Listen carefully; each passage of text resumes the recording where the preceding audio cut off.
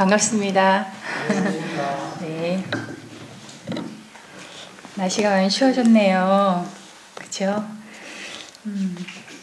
제 소개를 이미 다 하셔가지고 베델이잖아요. 네, 베델이 야곱의 베델이기도 했지만 저에게도 이곳이 베델이었어요. 네, 그래서 저희 시어머니 되시죠? 여러분들이 많은 은혜들을 나눠주시는 걸로 제가 알고요. 그리고 또 최 집사님은 제 영적인 엄마로 제가 여기고 있습니다. 그래서 먼저 예수님을 알아서 저희들에게 예수님을 또 가르쳐 주시고 이랬던 분이기 때문에 저에게 참 남다른 사랑을 제가 갖고 있는 그런 곳이고, 그런 분들이 이곳에 계십니다. 그래서 제가 가끔 이곳에 와요. 제가 오늘은 여기 있는 분들에게 누가복음 3장에 있는 말씀으로 좀 은혜를 나누고 싶습니다. 누가복음 3장 52절에 예수는 그 지혜와 그 키가 자라가며 하나님과 사람에게 더 사랑스러워 가시더라 라는 성경 구절로 이야기를 나누고자 합니다. 나중에 찾아보셔도 괜찮겠어요. 제가 직업이 없었거든요. 가정주부 생활로 이렇게 하다가 요즘 제 직업이 생겼어요. 뭘까요? 궁금하죠? 제가 그 직업에 이름을 붙인 게 아니라 어떤 분이 저에게 직업에 이름을 붙여주셨어요. 그게 뭐냐 하면 복음 전도자. 이 직업의 이름을 저한테 딱 붙여주시더라고요. 그래서 이게 직업이구나. 나의 직업이구나. 제가 이제 그거를 내 사명으로 제가 받아들이고 그 일을 위해서 제가 더 기도하고 더 열심히 그 일을 해야 되겠다라는 생각을 제가 갖게 됐습니다. 근데 왜 제가 그 이름을 갖게 됐냐면요. 직업의 이름이 제가 이제 지금 호남 36 이제 초등학교에 거기 이제 믿지 않는 그런 학부모들이 아이를 보내요. 그 학교에 보내는데 이제 보내는 목적이 여러 가지예요. 어떤 학부모는 신앙을 안 했지만 이 악한 세상에서 이 신앙을 할 수 있도록 보내는 학부모가 있고, 그리고 이제 이 학교가 선생님들이 늘 아침마다 기도하고 이 아이들을 가르치는 학교이기 때문에 어느 학교보다 신뢰가 가기 때문에 아이를 보내는 학부모도 있고, 그리고 사립이다 보니까 공부나 이런 영어나 이런 것들을 잘 가르치기 위해서 보내는 학부모, 다양한 학부모들이 참 많이 오시더라고요. 그래서 거기에 이제 그런 학부모들이 내 아이가 변하고 가정에서 그전에보다 훨씬 바르고 또 잘하고 이제 이런 것들을 보면서 감동을 받아서 교회에 나오는 학부모님들이 계세요. 그래서 그런 학부모님들이 이 신앙에 대해서 배우고 싶고 또 예수님이 어떤 분인지 알고 싶어서 이것을 배우기를 원하는 그런 분들이 모여 계세요. 그래서 제가 그곳에 가서 이제 같이 나누는 시간들을 제가 가지고 있거든요. 근데 이제 요즘은 이제 학교마다 이제 아이들에게 폭넓게 여러 다양한 직업을 가지고 있다는 것들을 가르치는 그 1년에 한 번씩 그런 것들을 아이들에게 이렇게 오픈을 하더라고요. 근데 이제 직업이 여러 가지 많잖아요. 약사, 의사, 판사, 변호사 뭐 여러 직업들이 많은 중에 목사도 있고 선생님도 있고, 근데 거기는 선생님 한 분이 그러면 저에게 이제 부탁을 하시더라고요. 아이들에게 직업에 대해서 폭넓게 아이들에게 접하기를 원하는데 복음 전도자의 직업을 아이들에게 좀 이야기를 해주십시오 라는 이야기를 하더라고요. 그래서 제가 그 얘기를 듣고 흔쾌히 제가 오케이를 했습니다. 근데 제가 이제 기도 중에 했어요. 이 어린아이들에게 어떻게 하면 이 복음 전도자라는 이 직업을 잘 설명할 수 있을까? 어떤 공부를 해서 학위를 따서 어떤 눈에 보이게 얻는 직업이 아닌. 그래서 제가 그걸 많이 생각하면서 이 복음이 기쁜 소식이에요. 사실은 이 복음의 뜻은 가장 기쁜 소식, 여기서 여러분들이 듣고 있는 게 사실은 복음이거든요. 여러분들이 가장 인생에서 행복한 이야기를 듣는 그것이 바로 복음이기 때문에 복음의 장소입니다. 근데 이제 이 기쁜 소식을 전하는 사람이 복음 전도자더라고요. 근데 제가 이제 예수님이라는 신앙생활을 제가 교회는 다녔지만 이 예수님, 복음 이런 거하고는 제가 별개였어요. 여기 생소하게 이제 신앙을 안 하시던 분들도 아마 들으면 무슨 소린가 또 듣지 않았던 그런 많은 이야기들이지만 저도 그런 상태에 똑같았지만 예수님이라는 분이 정말 내 마음속에서 살아 움직이는 그런 경험을 통해서 제가 바뀌었어요. 제 인생이 바뀌었어요. 예, 인생 행로가 너무도 180도 바뀐 삶을 제가 살아가면서 야, 예수님을 안다는 거 이건 너무너무 행복한 거구나. 세상에 어떠한 것보다도 예수님을 알아서 예수님을 전하는 것만큼 편하고 행복하고 즐거운 일이 없다는 것을 제가 경험하고 있어요. 제가 이제 제 남편이 이제 호남삼리 중학교 교사로 있기 때문에 제가 이제 학교에 있는데 이제 보통 학교 식당에 이제 이런 식료품들을 공급해 주는 곳이 있잖아요. 뭐 채소라든지 그다음 식자재 이런 것들을 공급하는 이런 곳에 이제 학부모 입장으로 내 자녀가 어떠한 음식을 먹고 있는지 조사하는 그 업체들이 이렇게 다니면서 조사하는 그런 계기가 돼서 제가 한번 가게 됐어요. 근데 제가 거기 가서 많은 것들을 느끼고 보고 그 다음에 세상이 이런 거구나. 세상에 살고 있는 사람들이 이렇게 살고 있다는 거를 제가 막 뼈저리게 느끼고 온 계기가 됐어요. 근데 가는 이제 20 몇 군데를 제가 그 하루에 다 돌게 됐어요. 같이. 식당에 영양사분하고 같이 이렇게 돌게 되면서 이제 그 점수를 매기는 그런 게 다 있더라고요. 조건이 다 있어요. 근데 그 조건에 합당하면 최고의 점수를 줄 수가 있고 그 조건에 미흡하면 중간 점수, 아주 그냥 그거에 못 미치면 최하의 점수를 이렇게 매기는 그런 게 있더라고요. 근데 이 서류상의 모든 것들은 다 만점인 거예요. 서류 이렇게 다 해놓잖아요. 뭐 검사 뭐 이렇게 한 건 다 만점인데 늘 성실하게 늘 양심적으로 했던 업체들은 다 최고의 점수를 줄 수밖에 없더라고요. 근데 요때 잠깐 이렇게 성실을 나타내는 곳은 그런 게 다 드러내더라고요. 근데 그곳에서 이제 요즘은 학교 식자재 이렇게 공급되는 게 1년인데 여기에 당첨되는 게 복권 당첨되는 거랑 똑같대요. 예, 왜냐면 많은 물량과 그리고 정확한 금액을 받게 되잖아요. 미수 뭐 이런 게 없잖아요. 그러니까 이제 그런 업체들이 굉장히 많이 들어서면서 그런 업체를 옛날에는 이제 이렇게 조사하면서 딱 합당한 곳을 딱 이렇게 선정을 했는데 요즘은 학교도 많고 거의 이제 배식을 다 학교에서 하기 때문에 컴퓨터로 해갖고 최고의 점수 나온 곳을 딱 해갖고 추첨을 하는 거예요. 근데 그곳에서 점수가 안 나온 곳은 되지 않지만 점수가 잘 나온 곳을 추첨을 하기 때문에 유령 회사들을 참 많이 갖춰놨더라고요. 그래서 당첨이 되든 안 되든 그 한 사람이 여러 유령 업체를 이렇게 해놓고 거기서 한 군데만 당첨이 되면 복권 당첨이 되는 거예요.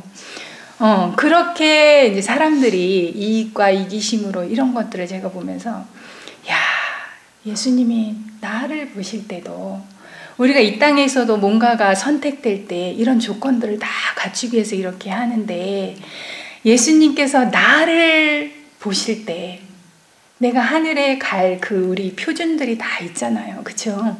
각자에 맞는 표준들이 다 있는데 나를 예수님이 이렇게 보시겠구나. 근데 내가 날마다 성실하게 충실하게 모든 것을 내 마음 다른 사람을 대할 때 내가 받기를 원하는 대로 행하고 전하고 이렇게 했을 때 이런 성실한 업체처럼 나를 여기시겠구나. 제가 그 교훈을 배우게 됐어요. 세상이 이렇구나. 그러면서 제가 그 모든 업체들을 다 돌고 오면서 제가 예수님께 너무 감사를 드렸어요. 예수님을 알고 복음을 전하는 것만큼 편한 게 없다. 행복한 게 없다.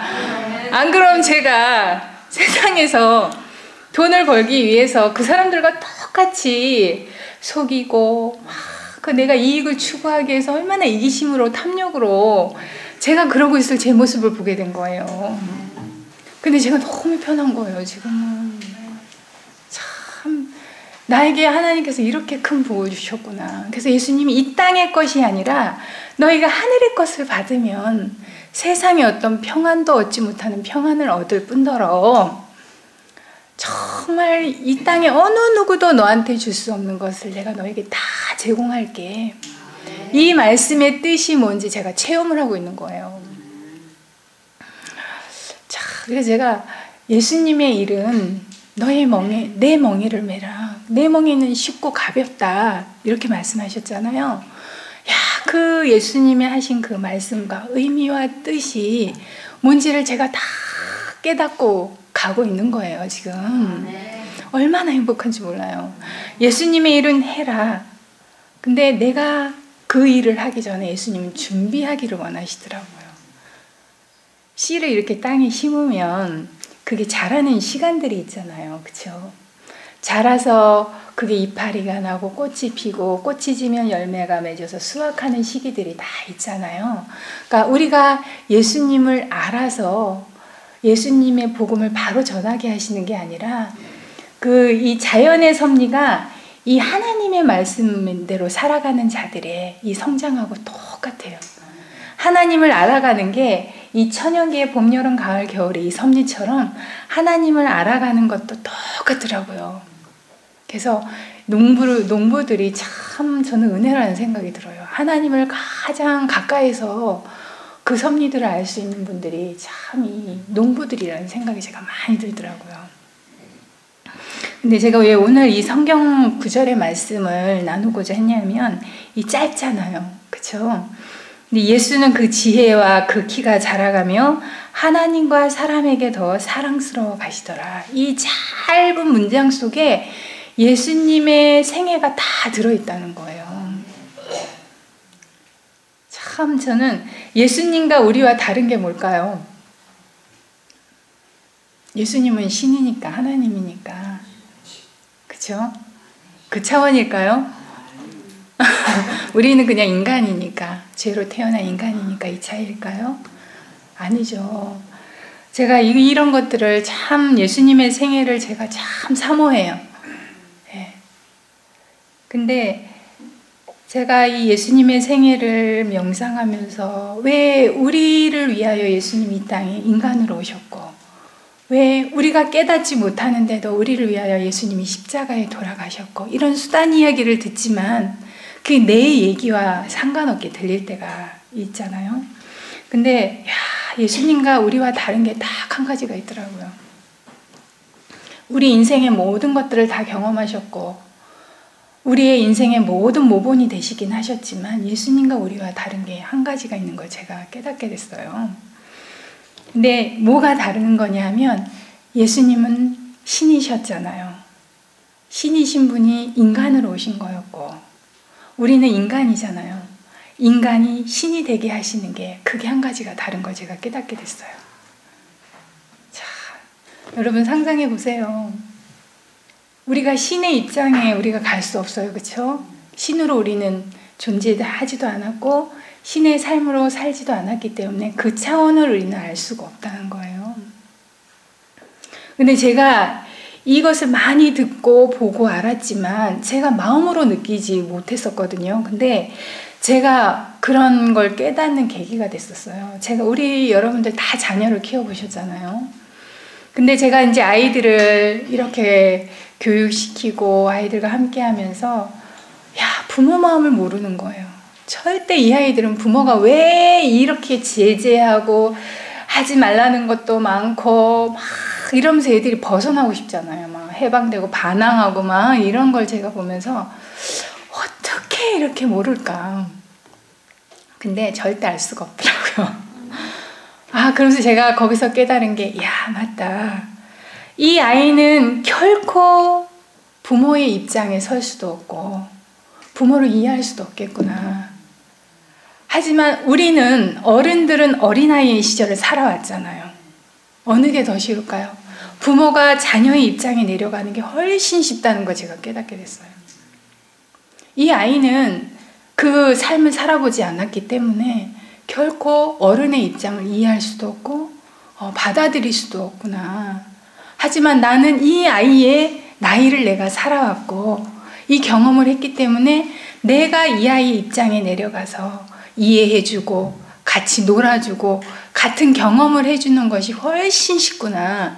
그랬을 때 이 아이의 마음을 내가 얻을 수 있다는 걸 제가 깨달으면서 예수님이 이 땅에 인간으로 내려오신 것이 바로 이거였구나.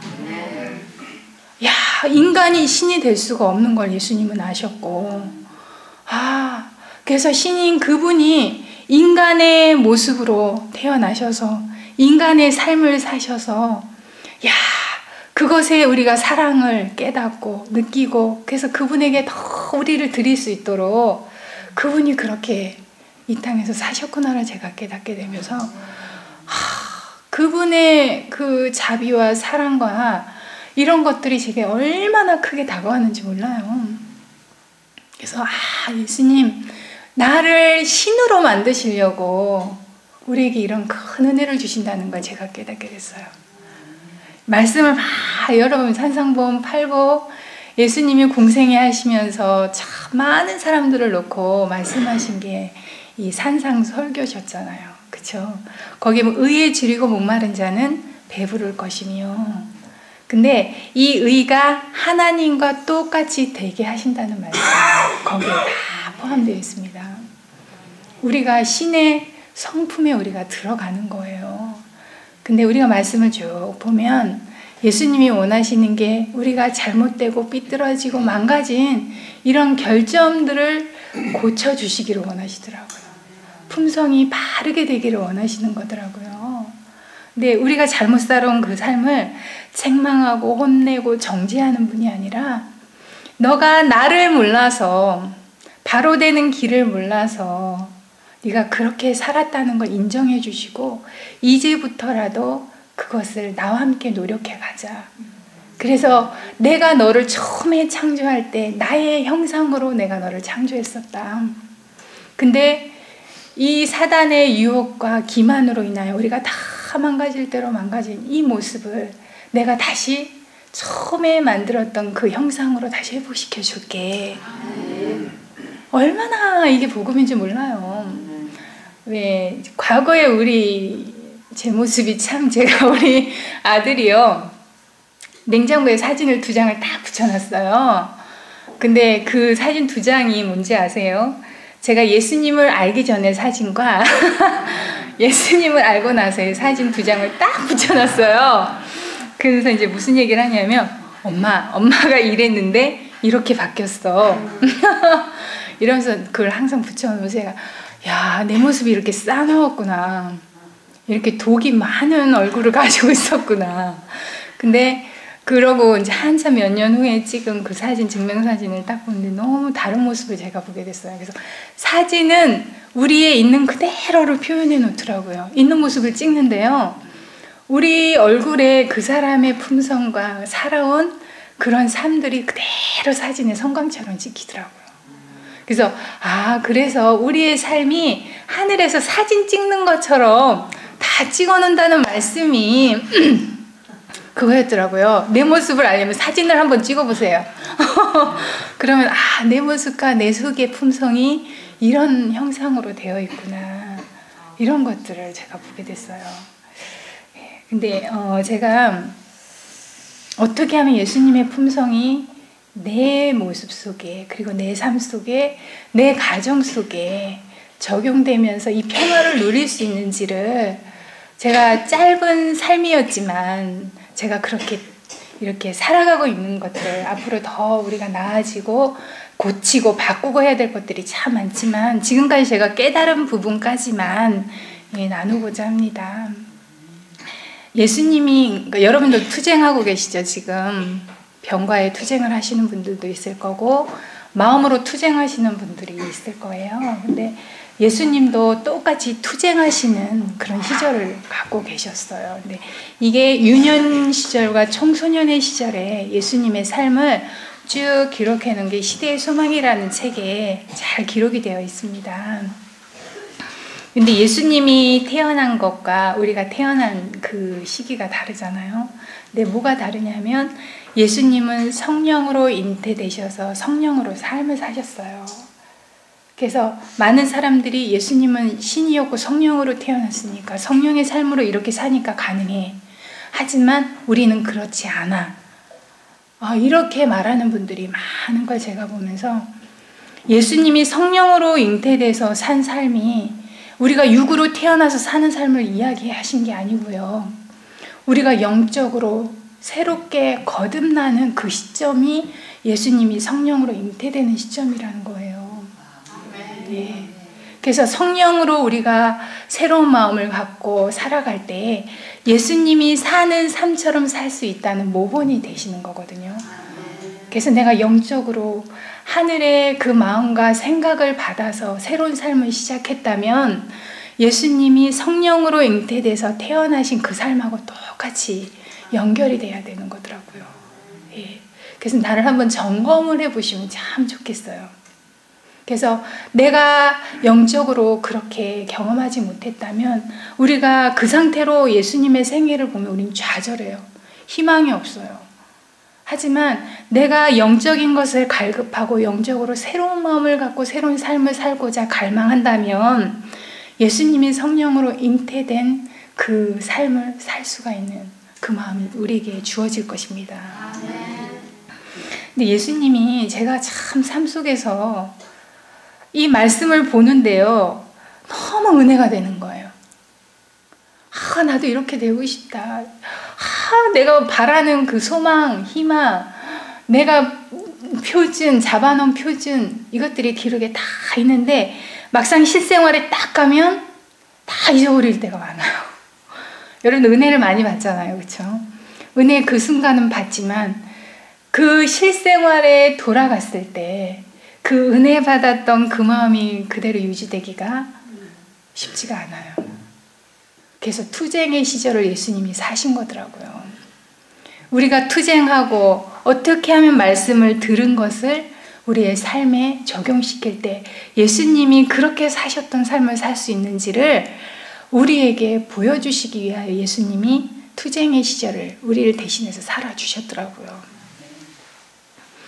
근데 참 제가 이 말씀을 보면서 내가 예수님을 알고 싶고 예수님을 알고 더 예수님에 대해서 깨달을수록 제가 그게 자꾸 사모가 되는 거예요. 사모가 되면서 기도하게 되고 근데 그 기도하면서 그 내 실생활에 이렇게 내 아이들과 내 남편과 주위에 있는 사람들에게 내 모습을 정작 볼 때는 이 말씀에서 보고 은혜 받았던 그 상태가 내 속에 없는 걸 제가 많이 깨달아요. 어떨 땐 낙심도 하고 절망도 하고 막 이런 상황들이 제게 많이 왔지만 예수님이 참 이 성경에 보면 많은 믿음의 노독들의 이야기가 있잖아요. 다윗의 이야기, 아브라함의 이야기, 이 제자들의 이야기 속에 그들이 예수님을 알았고 신실하게 그들의 일을 했지만 그들이 알고 지은 죄라 할지라도 진심으로 그 죄에서 돌이키고 벗어나기를 원해서 예수님 앞에 가서 고쳐달라고 그 진심으로 회개했을 때 그들에게 하나님은 용서해 줄 뿐더러 그들을 위하여 하나님의 일을 할 때 더 큰 그런 복음을 전할 수 있는 그리고 실패한 자들에게 위로가 될 수 있는 그런 모본을 우리에게 기록을 해 놓으셨다는 걸 제가 깨닫게 됐어요. 이 성경이 왜 진리가 되냐 하면 다 좋고 된 이야기만 있다면 우리의 연약한 자들에게는 이 희망이 안 되기 때문에 여기에 얼마나 수치스럽고 정말 사람으로서 할 수 없는 많은 죄악된 이야기가 이곳에 다 기록되어 있잖아요. 그렇죠? 우리가 범하는 죄들이 다 기록되어 있고 우리의 생각 속으로 지은 죄가 이 성경에 다 기록되어 있죠. 근데 그 와중에서 하나님이 그러한 죄를 지은 자들에게 어떠한 섭리로 그들에게 다가가셨는지를 우리에게 보여주시고 계시더라고요. 예수님은 우리에게 재앙을 주기를 원하시는 게 아니라 평화를 주시기를 원하고 행복하기를 원하시는데 그 하나님의 뜻을 모르기 때문에 그 삶이 고통으로 갈 수밖에 없는 우리를 너무도 잘하셔서 그 와중에서 참 그것을 깨닫고 하나님을 알고 받아들이기를 원하셔서 이 성경을 기록해 놓은 걸 제가 깊이 깨닫게 됐어요. 아, 예수님, 우리가 예수님을 알면 죄도 안 짓고 온전하게 완전하게 사는 걸 주님은 원하시지만 우리가 그렇게 되지 않는 걸 아시는 거예요. 근데 우리가 계속 반항하고 죄를 짓고 그냥 부정하고 이렇게 살지만 제가 하나님이 얼마나 자비롭고 은혜롭고 노하기를 더디하시고 인자를 천대까지 베풀고 죄와 가시를 용서하시는 분, 참 전 그 말씀이 요즘 얼마나 제게 큰 은혜로 와닿는지 몰라요. 우리가 아무리 악한 길로 갈지라도 하나님은 멸망시키지 않으신다는 거예요. 우리가 어떻게든지 그것을 깨달아서 돌이킬 수 있는 환경으로 자꾸 우리를 이끌고 간다는 걸 제가 깨닫게 됐어요. 아, 그래서 제가 모세가 하나님의 영광을 제게 보여주세요. 이스라엘 백성들이 애굽에서 나오면서 광야에서 얼마나 불평불만, 하나님의 음성과 임재하심을 매일매일 경험하는 그들이 불평과 불만을 쏟아낼 때 이 모세도 같은 연약한 존재였기 때문에 이 수십만의 이 대군들을 이끌고 갈 때 얼마나 인간적으로 이 마음에 많은 시험이 왔겠어요. 근데 제가 그 성경절이 왜 모세가 하나님의 형상을 보여달라고 했을까? 이 모세는 하나님의 형상 모습을 보고 싶었던 거예요. 나와 똑같은 모습. 그래서 하나님, 나에게 하나님의 형상을 제게 보여주세요. 근데 하나님은 당신의 형상을 보여주지 않으셨더라고요.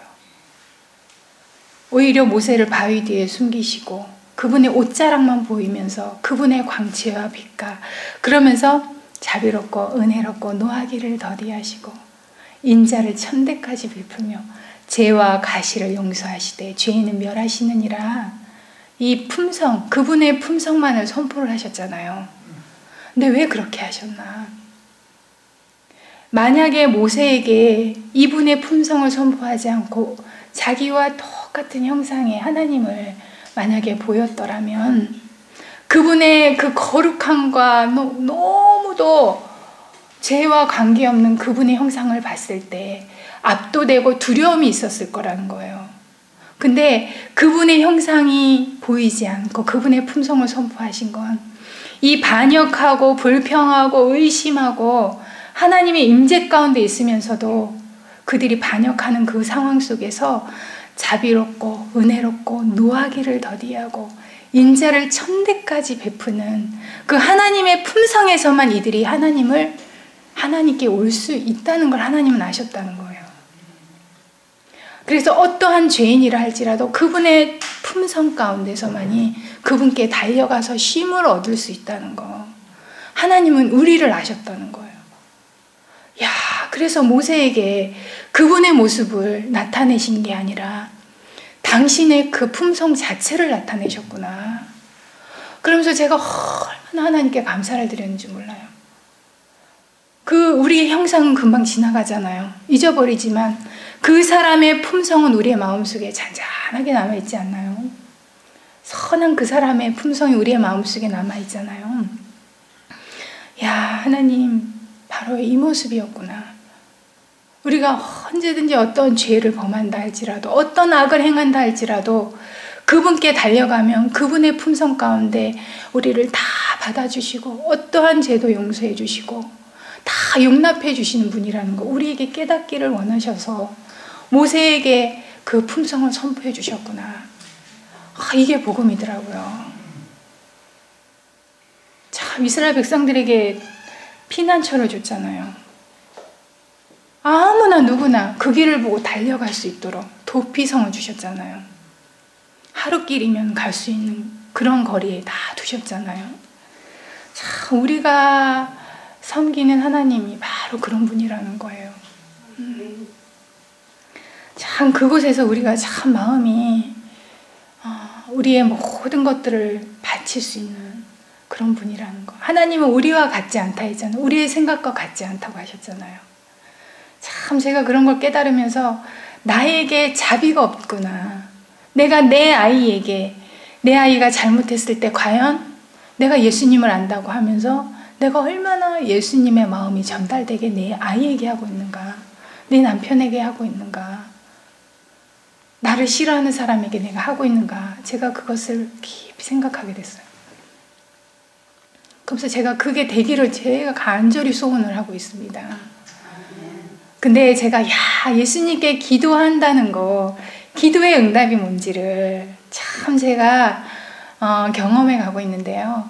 참 기도는 응답될 때까지 하는 것이다. 네. 우리가 기도가 한 번 했다고 바로 되는 기도도 있겠지만 우리가 수년을 기도해도 응답되지 않는 수많은 기도들이 있잖아요. 근데 제가 지금 7, 8년에 제가 이제 예수님과 함께하고 싶어서 막 발버둥 치면서 구하고 막 이러했던 그런 것들을 지나는데요. 하나님, 내가 그것을 수도 없이 구하고 될 때까지 계속 기도했던 그런 것들이 뒤돌아 보니까 다 응답되어 있는 것들을 제가 보게 됐어요. 기도는 이렇게 되는 거구나.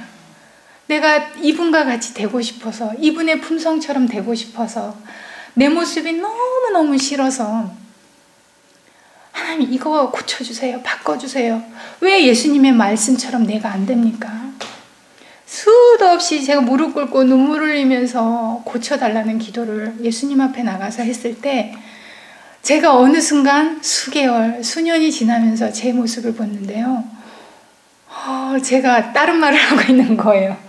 다른 어투의 말을 하고 있고 그 순간에 과거에는 악과 온갖 정말 무서울 정도의 생각을 갖고 있던 제 생각 속에 그 순간에 내가 과거에 하지 못했던 생각을 하고 있고 그런 말투를 제가 사용을 하고 있고 그런 행동을 제가 하고 있는 걸 제가 보면서 하나님, 바라봄으로 변화된다는 게 바로 이거군요. 내가 그 상황에는 안 돼서 정말 낙담하고 예수님이 내게서 떠나갔는가, 내가 버리운 자가 됐는가, 너무 괴로워서 제가 울부짖고 했을 때 하나님은 결코 우리가 자처해서 떠나지 않는 한은 하나님은 절대 먼저 떠나지 않으신다. 이런 말씀을 저에게 주시면서 저를 붙들어 주시거든요. 우리가 말씀을 사모해서 이거대로 되기를 간절히 소원하는 마음으로 끊임없이 기도할 때에 어느샌가 모르게 우리가 그렇게 만들어져 있다는 거예요. 예수님의 우리가 예수님이 3년 반 동안 많은 이적과 기적과 놀라운 이런 일들을 행하셨잖아요. 우리가 사실은 그 삶을 소망하는 게 더 많아요. 근데 예수님이 그 생애를 하시기 그 30년 동안의 삶이 어땠는지를 우리가 깊이 명상하는 건 훨씬 중요하다는 겁니다. 근데 그게 지금 우리의 삶이에요. 그 삶이 우리가 예수님의 생애를 본받아서 끊임없이 사모하고 바라고 원하고 투쟁하고 내 것을 자꾸 포기하고 할 때 예수님이 그 공생애 하시기 전까지 우리의 삶이 이렇게 꼴지어지면 우리에게도 예수님과 똑같은 일을 할 수 있다고 우리에게 보증으로 주신 거예요. 근데 예수님이 그 청소년, 유년 이런 장년이 접어드는 그 시점까지 어떻게 사셨냐. 제가 늘 아이들에게 이런 기도를 제가 하고 있어요. 제가 이 의미를 깨닫고 이 기도를 하게 된 것 같아요. 그래서 우리가 깨닫지 않으면 결코 우리의 생각을 바꿀 수가 없고 고칠 수가 없다는 거. 그래서 하나님 우리를 자꾸 깨우쳐 주기를 원하신다는 거예요.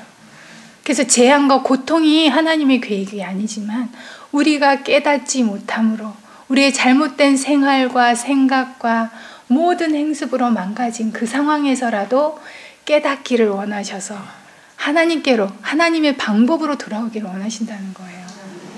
이게 얼마나 큰 은혜인지 몰라요. 그렇죠? 자, 예수님이 우리와 똑같은 이런 삶을 사시면서 예수님은 오로지 하나님의 말씀이 지침서가 되셨다는 거예요. 어떤 사람의 말, 권위적인 그 사람들의 무시하지는 않으셨어요. 그분들을 존경했지만 절대적으로 하나님의 하신 말씀을 100% 순종하고 그거에 100% 지침서를 삼으셨다는 것. 그리고 그분의 삶 속에서 이 말씀대로 깨닫고 그분이 하신 말씀을 그대로 순종한 삶을 살았다는 거예요. 그랬을 때 우리가 하나님 말씀으로 살아가려고 할 때요, 너무도 주위 사람들과 다르기 때문에 우리를 비난하고 완고하고 이상하고 고집세고 뭐 이런 말들을 많이 듣게 됩니다. 어떻게 그렇게 살아? 그렇게 될 수도 있지. 그럴 수 있어. 사람은 다 그래. 약간의 거짓말을 해도 그 정도는 거짓말도 아니야. 많이 이러고 우리 살아왔잖아요. 그렇죠? 약간 속이는 거, 내가 이익을 추구하기 위하여 약간의 그런 이기심을 발동하는 거, 그 정도는 괜찮아. 나도 그래, 쟤도 그래. 이건 보통 우리가 일반적으로 다 그렇게 하고 있어.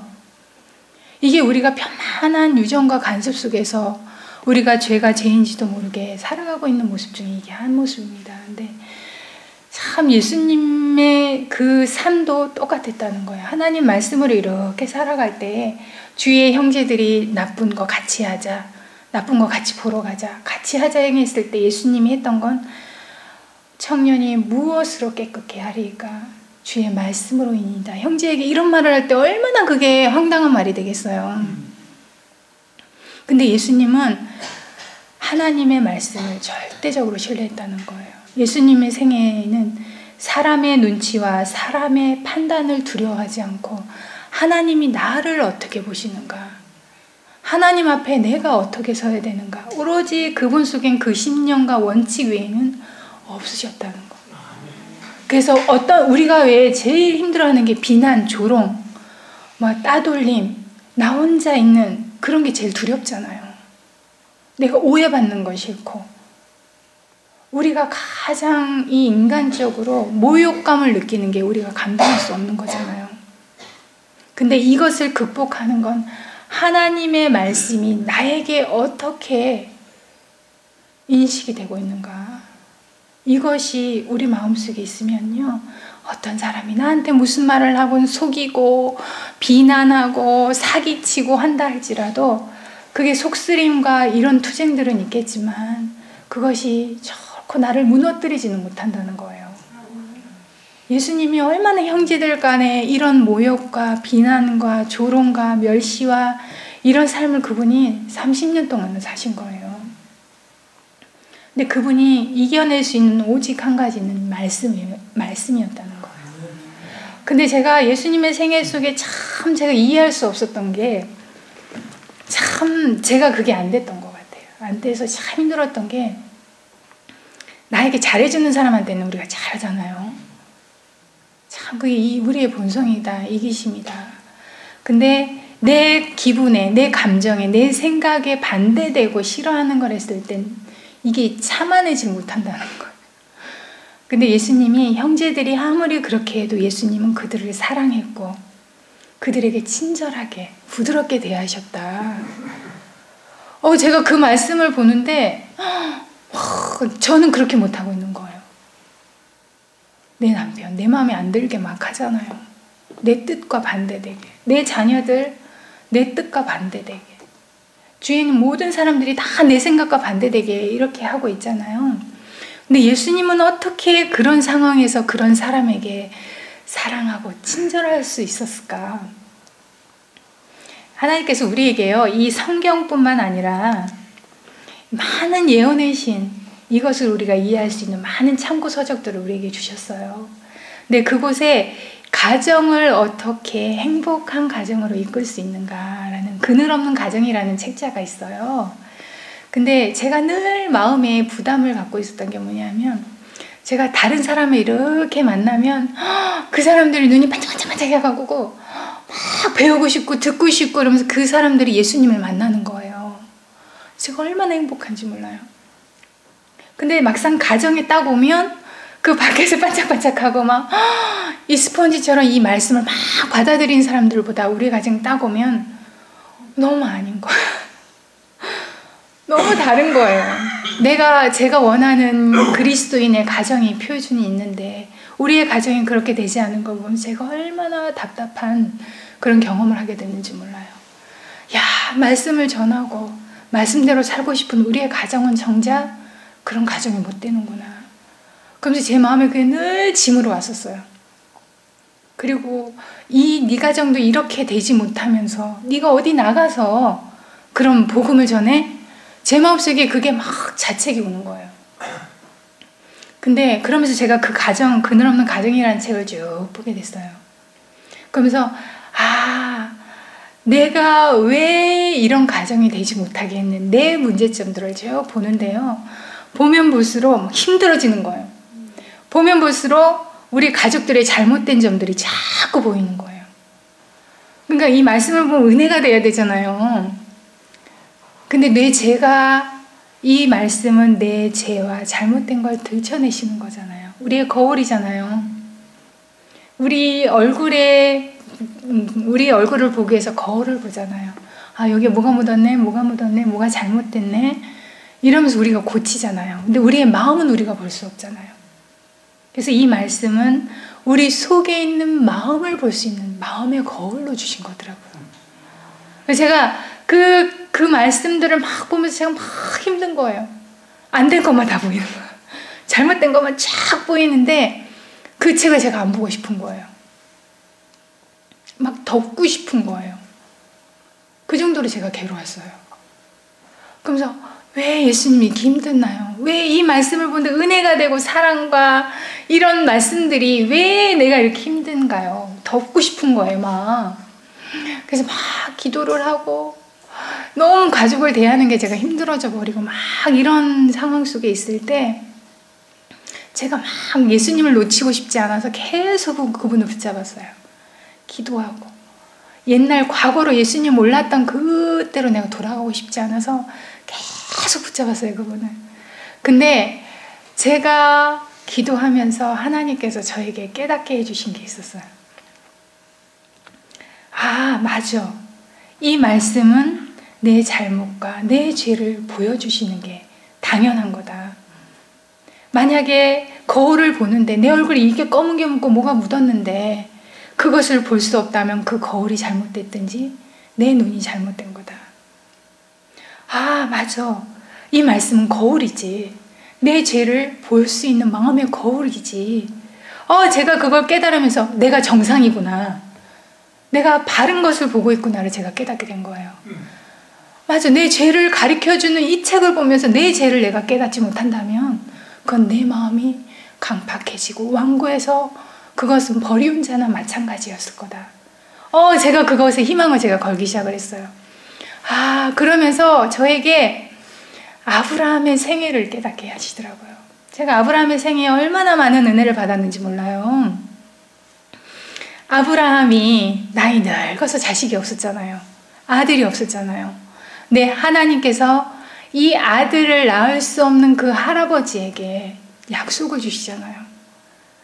내가 너에게 복의 근원이 될 것이며 되게 할 것이며 너의 자손이 하늘의 무별처럼 많게 내가 할 것이다. 이 아브라함이 아들과 이 복이 뭔지도 모르고 그 약속을 받아들였다는 건 하나님에 대한 얼마나 큰 믿음을 그가 소유했는지를 제가 깨닫게 됐어요.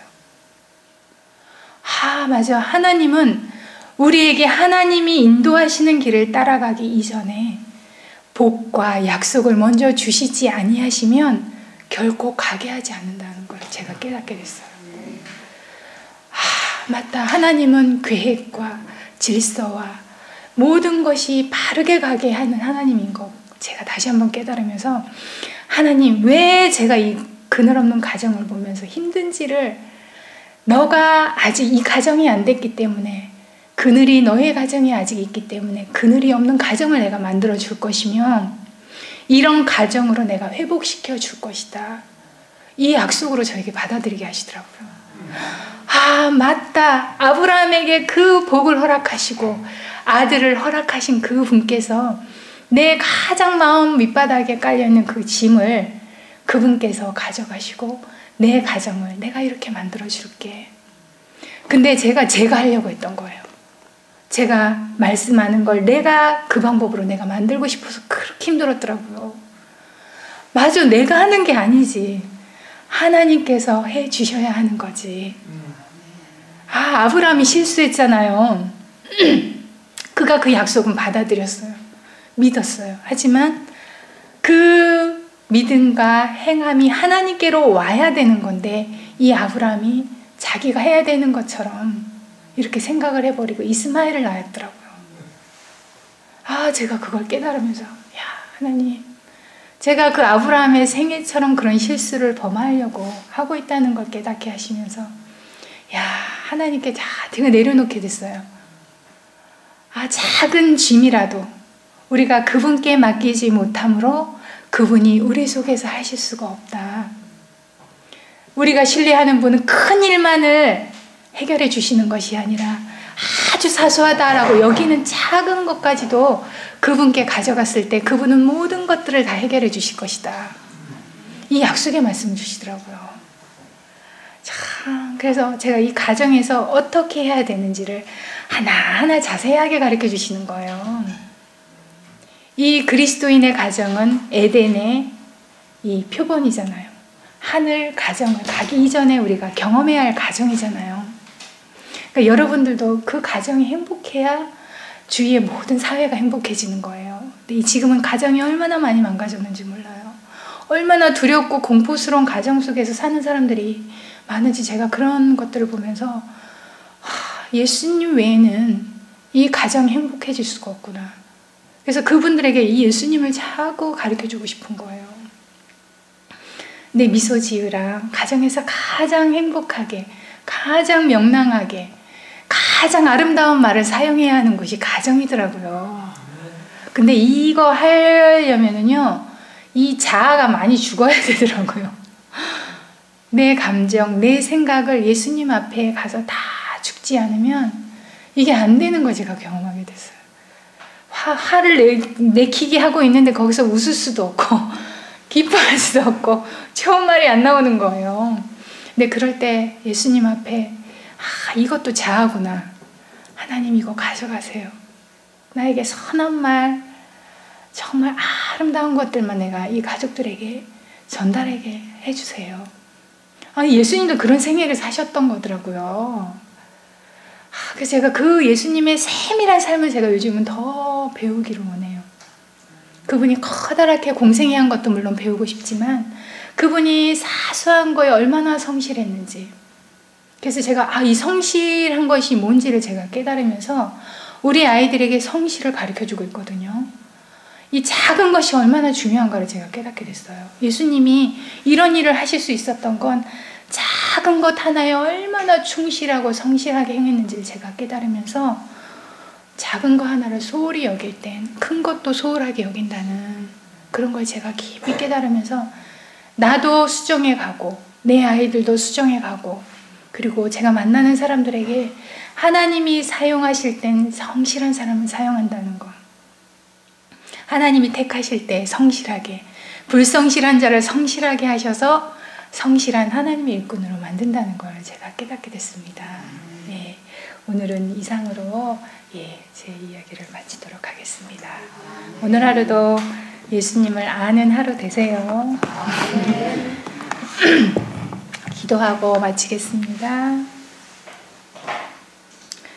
하늘에 계신 저희들의 아버지, 오늘 한날의 생애를 저희에게 주셨습니다. 이 한날의 생애를 우리의 생각과 마음과 모든 것들을 주님께 드립니다. 주님, 이 모습 이대로 받아주시고 우리가 고쳐서 주님께 가는 것이 아니라 주님께 우리의 망가지고 많은 것들이 고장난 이 상태로 주님께 갑니다. 주님, 우리의 그런 모든 망가지고 부서지고 깨진 그 모든 것들을 주님께서 다시 회복시켜 주시고 주님의 형상을 우리의 형상으로 온전히 바꿔주시기를 원합니다.